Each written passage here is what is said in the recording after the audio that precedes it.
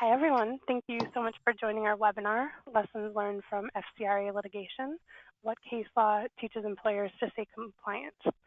This webinar is brought to you by Orange Tree Employment Screening and will be hosted by Heidi Seaton, Orange Tree's VP of Legal and Compliance. Heidi has been in the background screening industry for 18 years and has been at Orange Tree for close to 10 years. After the presentation, if there is time, Heidi will be available to answer compliance questions and to continue the conversation. If you could please raise your hand through the GoToWebinar, and we will be sure to unmute you to ask your question. Thank you so much for joining us, Heidi. Thank you, Suzanne. So again, welcome to everyone. Thank you so much for joining us for this discussion. As Suzanne said, my name is Heidi Seaton. I'm responsible for compliance here at Orange Tree.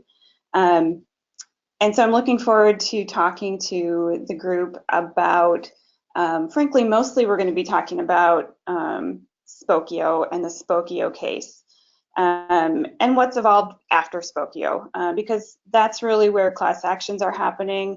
So it's very much of interest, I think, to employers, or it should be. So we're going to talk about what is Spokeo again, what's been happening since Spokeo. And then I'll have some thoughts for things I think employers should be spending time on or thinking about. So getting right into it, actually before I get into anything, a reminder, I'm not your lawyer. This is not legal advice. I always urge people to seek the advice of their own legal counsel for any matter relating to employment law, screening law, any sort of, we're also going to be talking about consumer protection laws today. So please do that if you have any questions. So getting into it, Spokeo, what's the background? What is Spokeo? Well, it's simple. Spokeo Inc. is a website. It's basically a people search engine. So you go to the site, you type in a name, you get a report about that person. You'll likely get information about the person's age and where they are and an email address, but you could also get information about marital status, level of education, maybe even information about their income. More specifically, the Spokeo case that we're going to talk about, actually it started out as Robbins v. Spokeo, but because of all of the appeals, it's now Spokeo v. Robbins. Turns out to be all about constitutional Article 3 standing. So one of the minimum requirements to have a case heard in a U.S. federal court. So what does this have to do with background screening? Well, it's actually quite related because in some of its early ads and online materials, the Spokeo website made reference to employers using their products to help them make hiring decisions. That's what really brings this case into the realm of the Fair Credit Reporting Act. And if you've worked with Orange Tree before, or if you've done any background screening, hopefully by now you've heard, the Fair Credit Reporting Act applies in the employment context when a consumer reporting agency, that's a third party like Orange Tree, or in this case, Spokeo, creates a report. And the report, by the way, doesn't have to be written. It can be written, it can be oral, it could be communicated in some other way. But where that report has some sort of bearing on a consumer's credit worthiness, credit standing, credit capacity, character, general reputation, personal characteristics, or mode of living. So again, a reminder for those of you that maybe haven't thought about the Fair Credit Reporting Act lately, it's much more broad than its title would imply. It applies to not just credit reports, but any consumer reports. So it's well established, by the way, that in the employment context, this includes what you might traditionally think of as a background screening report. So there was a question, by the way, early on about whether the reports that Spokeo created were actually consumer reports, whether the Fair Credit Reporting Act applied. On their website, Spokeo had actually explicitly disclaimed that. They said, we're not a consumer reporting agency, our reports are not consumer reports, and in the fine print they said, our reports shouldn't be used for an employment purpose. The question of whether or not Spokeo was a consumer reporting agency, was actually the topic of a Federal Trade Commission enforcement action against Spokeo very early on. And the FTC basically said, the information that Spokeo collects and stores and sells in their profile includes information you might expect to find in a consumer report. It's being marketed for a purpose that's defined in the Fair Credit Reporting Act, employment here. And so it's a consumer report. Basically, they use the reasoning of if it walks like a duck and quacks like a duck, it's probably a duck, right? So they said, yep, it's a consumer report. Anyway, why does this matter? Well, the Fair Credit Reporting Act requires consumer reporting agencies, background screening companies, to follow reasonable procedures to assure maximum possible accuracy of the reports. And it imposes liability on people who willfully fail to comply with those requirements, with the requirements of that act. So under the Fair Credit Reporting Act, a party that doesn't comply with the Fair Credit Reporting Act is liable to the person about whom they are not keeping an accurate report for, among other things, actual damages, statutory damages of $100 to $1,000 per violation, costs, and attorney's fees. In the Spokeo case, Robbins had alleged that Spokeo had willfully violated the Fair Credit Reporting Act, right, which brings that statutory damages calculation by failing to follow reasonable procedures to ensure the accuracy of the information it had about him. Apparently, his report indicated that he was somewhat wealthy, that he had an advanced degree, that he was employed in a professional field. All of these actually positive things, potentially, but just not true. They also got his age wrong. And he alleged that Spokeo's violation had harmed his employment prospects while he was unemployed, causing him ongoing anxiety and stress. So note there, because it'll be important later, that he didn't plead that any employer had failed to hire him because of the report. In fact, he didn't even plead that any particular employer had ever seen his Spokeo profile. And then the other important thing about the Spokeo case is that he brought the suit as a purported class action. So a class action is one where a case is filed on behalf of a large group of plaintiffs. So the named plaintiff, in this case Robbins, was claiming that all of the class members had suffered a similar injury because of Spokeo's wrongful act, this failure to have accurate information in their files about him. And going back to the discussion about damages clause, because that clause allows for damages of $100 to $1,000 per violation, the damages amounts in these sorts of litigation or class cases multiplies by the number of individuals in the class, not to mention the additional costs and fees. So they become very high amount cases. So then getting into the actual history of the case, because it went up and down a few times, it was first heard by the district court for the Central District of California. That's a federal court. Spokeo brought a motion dismissing the case for lack of Article III standing. And their analysis said, when asserting a statutory violation, right, like the defendant did something that did not meet the requirements of the statute, the plaintiff must allege the Article III minimum of injury in fact. So they said a procedure violation of the Fair Credit Reporting Act without an actualized injury was not sufficient. And Robbins had failed to allege any injury that was in fact caused by Spokeo.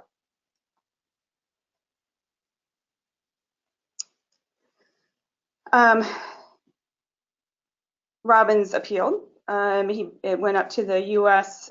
Court of Appeals for the Ninth Circuit, and the Ninth Circuit reversed. They said their holding was a violation of a statutory right is usually actually a sufficient injury within Article III limits, and those limits are respected in this case because Spokeo violated Robbins' statutory rights, not just the statutory rights of other people.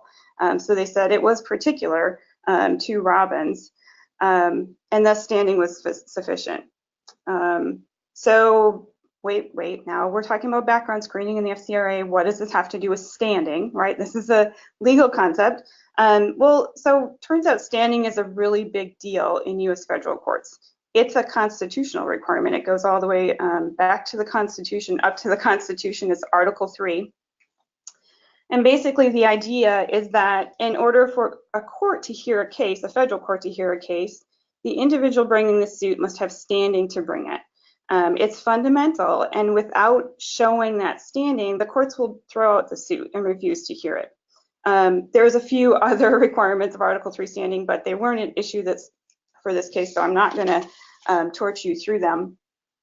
But the thing that was at issue here is that Article 3 of the Constitution limits the courts to adjudicating only cases and controversies.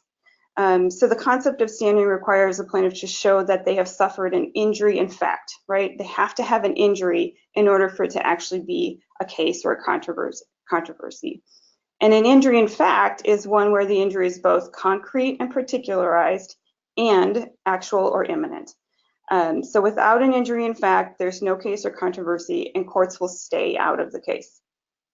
Going back to our history here then, the district court had said basically, this is just a procedural violation. The plaintiff hasn't actually been injured by this violation. There's no injury in fact, so that's why they said there was no standing. And going back to the circuit court decision here where they reversed, they said, no, well, a violation of a statutory right is in fact an injury itself because it's a denial of a right that was provided by Congress, right? Congress enacted this statute and they included a private cause of action. The Ninth Circuit said that in itself is a failure to provide what's a right under that statute is in itself an injury. And they also said, and by the way, it's also individual to him. It's not just, it's not just an injury to a potential group of people. It was an injury to him. So that's why the Ninth Circuit reversed on the standing issue. So Spokeo, of course, appealed, and so that went up to the U.S. Supreme Court. And the U.S. Supreme Court then vacated and remanded. So the U.S. Supreme Court majority opinion, it was an opinion authored by Justice Alito, vacated that holding, that Ninth Circuit holding, and remanded the case back to the Ninth to be reconsidered. And the Supreme Court said basically, hey, Ninth Circuit, you missed a step.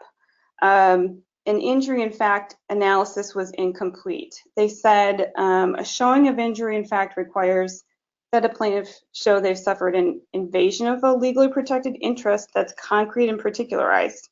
And they said the Ninth Circuit, while they had established that the injury was particular, right? They said it was an injury particular to Robbins. They hadn't done any analysis or showed that they had considered whether or not the injury was concrete.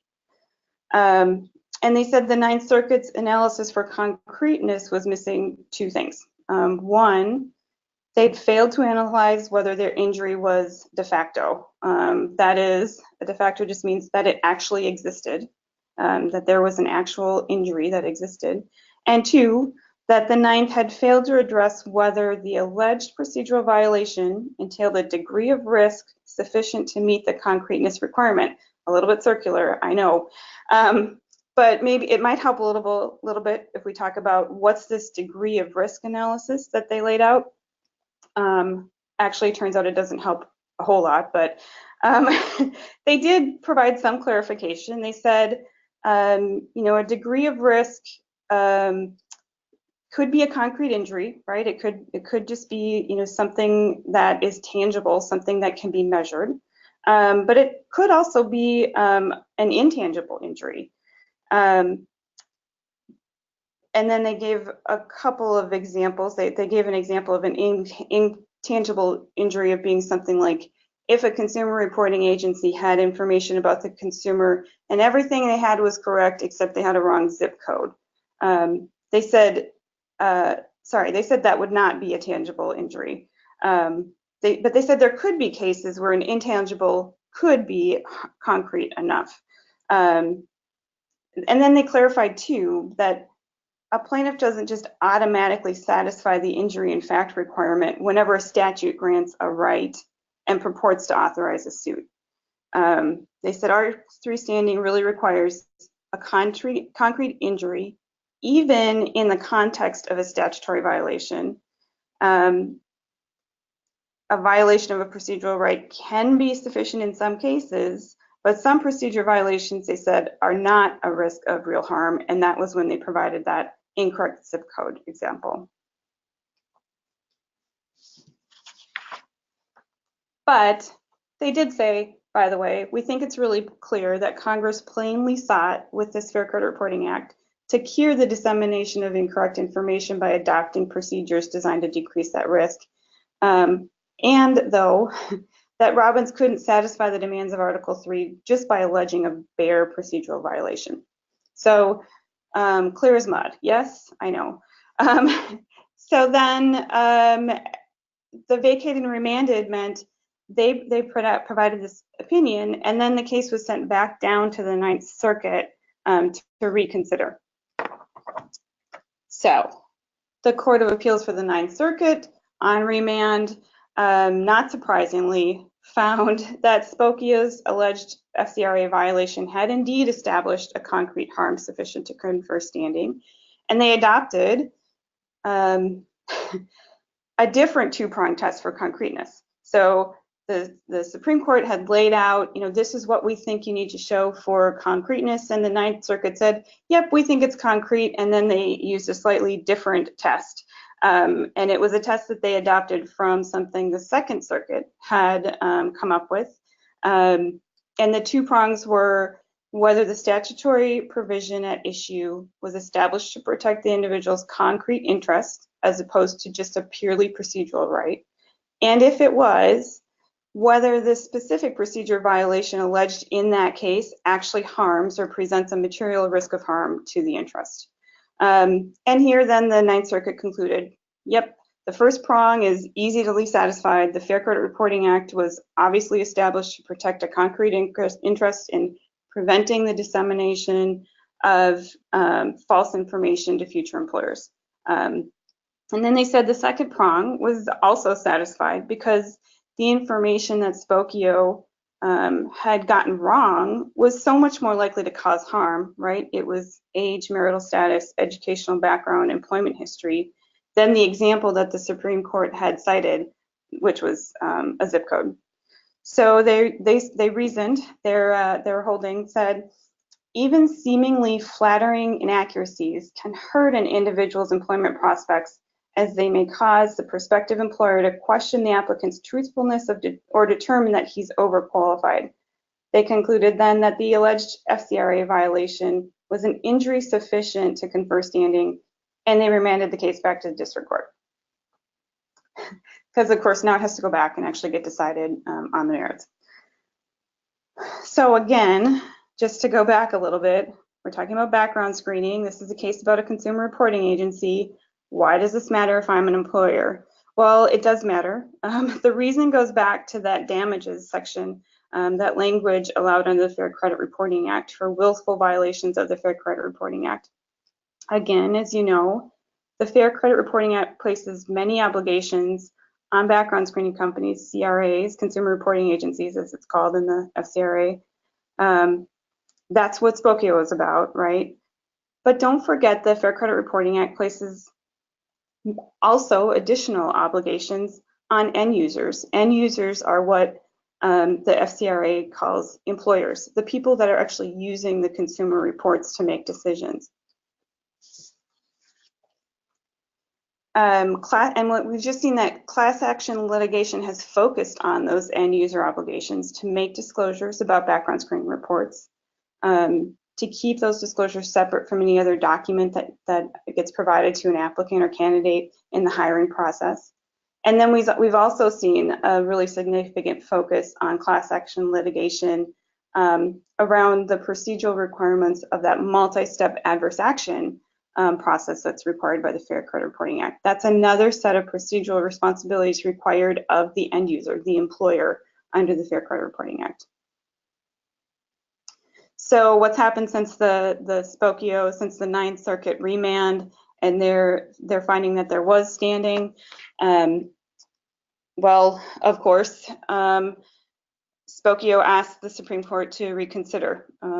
In December of 2017, Spokeo sought a Supreme Court review of that Ninth Circuit decision in a writ petition.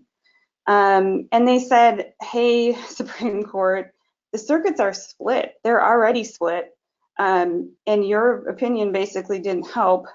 That the split was the result of their earlier holding. And then they argued that Supreme Court's review and further guidance was required to sort of stop the widespread confusion over how and when, especially intangible injuries, constitute a concrete harm. The Supreme Court, as you may have heard, denied that petition. They made no comment. There was no discussion about it. That happened in January of this year.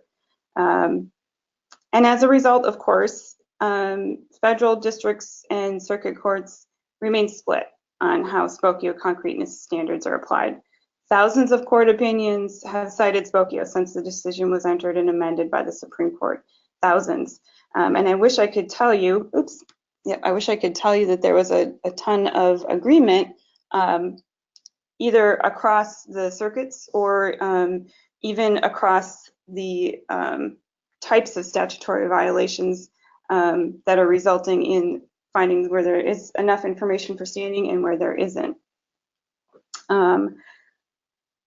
The circuit splits really range from the manner in which the federal courts apply the degree of risk standard for impending injuries, to the way the concreteness standard is applied, to intangible injuries arising from alleged violation of consumer statutes.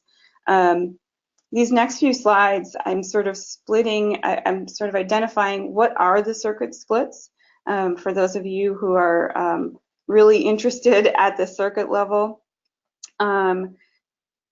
And I'm also breaking it out a little bit by the types of laws or statutes that are being interpreted. So Fair Credit Reporting Act is sort of the obvious one for us to focus on for this webinar. And we can see the circuits are split.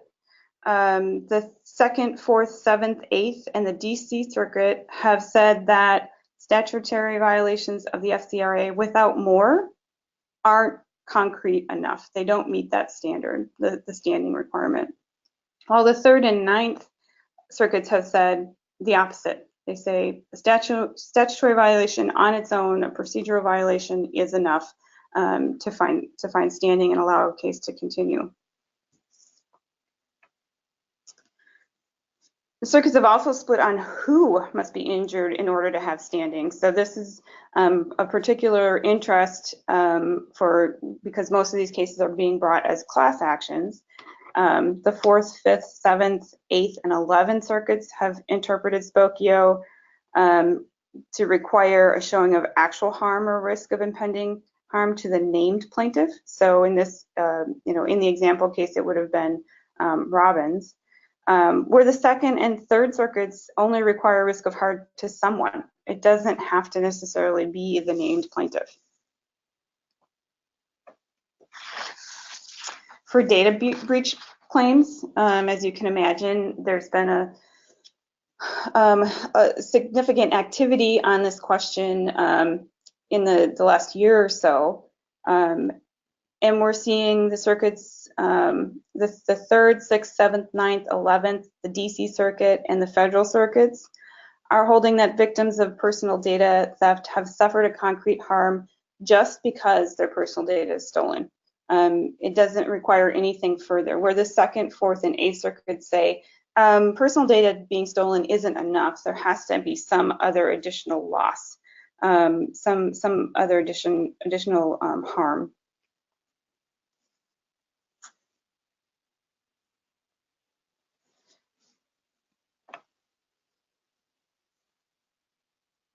what about other federal laws that include a liability clause allowing individuals a private cause of action? There's a number of other federal consumer statutes where we're also seeing a split, right? So not necessarily terribly applicable to the employment context, but certainly interesting as we're watching this test for standing evolve. The Fair Debt Collection Practices Act has seen a split. The Sixth Circuit says more than just a violation is required. At the same time, the Second, Eighth, and 11th say a violation of that act is enough for standing. The Telephone Consumer Protection Act is another one. The Third, Ninth, and 11th Circuits have held that a violation of the TCPA without more. Nothing more is needed. It satisfies the concreteness requirements of standing. Where a couple of federal districts in the Eastern District of Missouri, the Eastern District of Louisiana, the Western District of Louisiana say something more than just a violation, a procedural violation is required under the TCPA. And then in the context of FACTA, the Fair and Accurate Credit Transaction Act, the Second and Seventh Circuits have held that a bare statutory violation does not satisfy Spokeo's standard for concrete harm, where again, a number of federal district courts here in the Southern District, or I shouldn't say here, but in the Southern District of Florida, the Northern District of Georgia, just a violation is enough. So to put that in some context, which is, so I don't have a table for this in the slides, but even the circuits themselves are splitting on the question of when a violation on its own, a procedural violation on its own is enough to find standing. So for instance, the Sixth District, or let's see, what's a good example here? We'll start with the Sixth. The Sixth District said for a data breach violation or a data breach case, just the violation of the law that resulted in the data breach is enough. But for FDCPA violation, that something more is required. So the same thing, or the opposite way, the Seventh Circuit has said under the Fair Credit Reporting Act, something more than just a violation is required, and under FACTA, something more than just a violation is required. But for a data breach, just the fact that the breach happened is enough. And so not a simple analysis for employers, for companies to go through when trying to identify where their risk is or what they need to plead in the event of a suit being brought in one of these cases.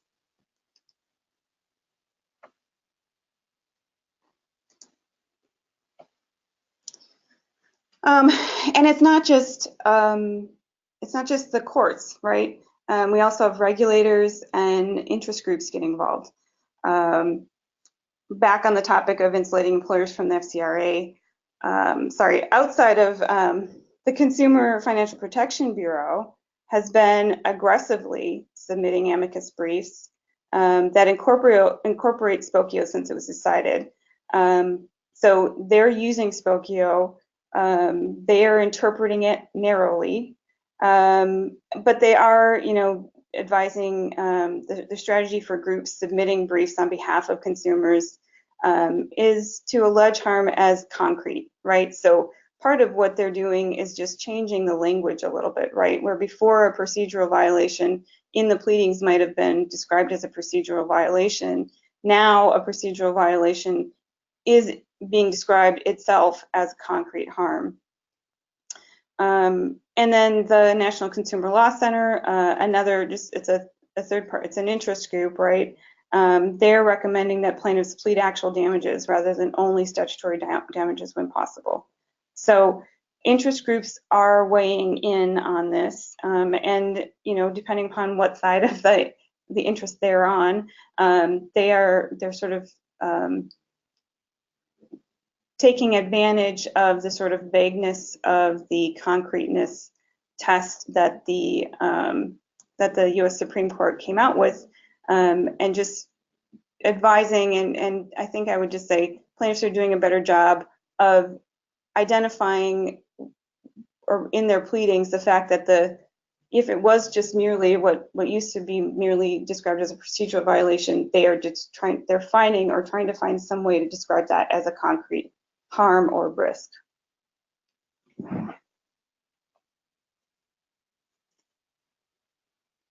So thoughts for employers. Sorry, it looks like we're at the 30-minute mark, so I will pick this up a little bit. But on the topic of insulating employers from FCRA class action liability, employers should really be thinking about ways to just take procedural violations off the table, right? So look at the Fair Credit Reporting Act. Look at areas where you as an employer have a specific process or procedure that you're supposed to follow, and make sure you've got that process tightened up. Make sure your disclosure and authorization is buttoned up. Make your attack surface small. Look at your disclosure, right? Your FCRA background screening disclosure process. Does that document or does that communication include anything other than the disclosure, the fact that you're going to do a background check, and maybe an authorization? Have you inadvertently combined it with some other notice in your hiring workflow? Look for limitation of liability language, look for at-will employment language, look for state disclosure language. Take it all off, strike it from your disclosure document. Even as recently as a few years ago, as you know, there's the Fair Credit Reporting Act and the requirement to do a disclosure, but then there's also some states that require a disclosure as well. And it was very common for employers to combine that federal disclosure with those state-specific disclosures. Why not make it two separate disclosures, right? That limits your surface area, right? That limits the things that you can be attacked on under the Fair Credit Reporting Act as a procedural violation. Spend some time scrutinizing your adverse action process. Is it a multi-step process, right? Are you actually doing a pre-adverse notification followed by waiting a period of time followed by a final adverse notice? Do the letters or the communications you send, pre and final, include statements and the instructions that are required by the statute? The statute actually lays out a lot of what needs to be in those letters. Are you including a copy of the report with your pre-adverse action notice? Are you including a summary of rights document with both notices? And then, so, you'll do all this work to make sure your forms are up to date, to make sure your letters are up to date. Don't forget to train, right? Take a look at your training. Have your recruiters and hiring managers been trained about how to communicate with your applicants during the background screening and pre-adverse action process, right? If you have hiring managers that are, looking at a background check, withdrawing the offer, and then sending out the pre-adverse action letter, that's going to be problematic, right? That's going to be an area where someone might look at that and say, that seems like an FCRA procedural issue. So look at your processes. And then be aware and reveal your policies and procedures for possible violations of other consumer protection laws as well, right? Procedural violations of statutory rights that protect privacy interests are more likely to result in Article 3 standing with nothing else. Data breaches, we can tell, of sensitive information that can be used for fraud or identity theft are likely to result in Article 3 standing. And, I think we'll just continue to see plaintiffs continue to push the limits of concreteness of injury for statutory violations. The other thing, of course, as we look at the split with circuits is expect forum shopping, right? This goes back to the plaintiffs looking for a friendly district. They're looking for places where their case won't get kicked out because of an issue with standing. And then finally, keep in mind, our discussions today have been around cases brought or removed to federal district courts because the FCRA is a federal law. There's a number of states that allow for a private cause of action under state law. They might have similar consumer protection laws, and without standing pursue a federal claim in federal court, a consumer might try to assert a claim in state court, right? So Think about that, because after all, Article 3 isn't about whether you're allowed to file suit, it's about where that suit can be heard. And state courts aren't constrained by Article 3 requirements for standing. State standing requirements could be less demanding. So that's what I was planning to cover today. Suzanne, do we have any questions? Do we need to wrap up? We are towards the end of our time, but we do have a question through the chat, Heidi.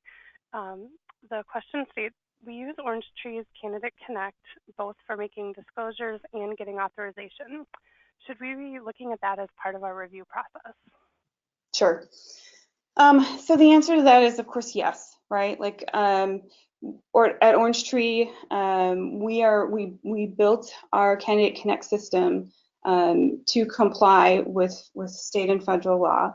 But we do it, ultimately the disclosure process is the responsibility under the Fair Credit Report of the employer and user. So do scrutinize it, right? We do allow employers to configure and edit the disclosure that we provide to your candidates through Candidate Connect. So if you haven't lately, it might be time to take a look at that. Again, we continuously review the standard language that we have in our template disclosure and authorization forms, but you will notice if you step through the Candidate Connect process, the disclosure is separate from the authorization form. The state-specific disclosures are separate from the federal disclosure. We're taking these sorts of things into consideration when we send your candidates through the Candidate Connect system for the disclosure and authorization process. Okay, thank you, Heidi. So I think that, go ahead, Suzanne. Oh, go ahead, Heidi. I just was going to say, probably we should wrap up. We do have contact information on this last slide if you want to continue the conversation. If you have questions or follow-up questions, feel free to send a email to that info@oats.com email address. Thank you for joining, everyone. The recorded presentation will be available after the fact, and we thank you for your time today. Thanks, Heidi. Thank you.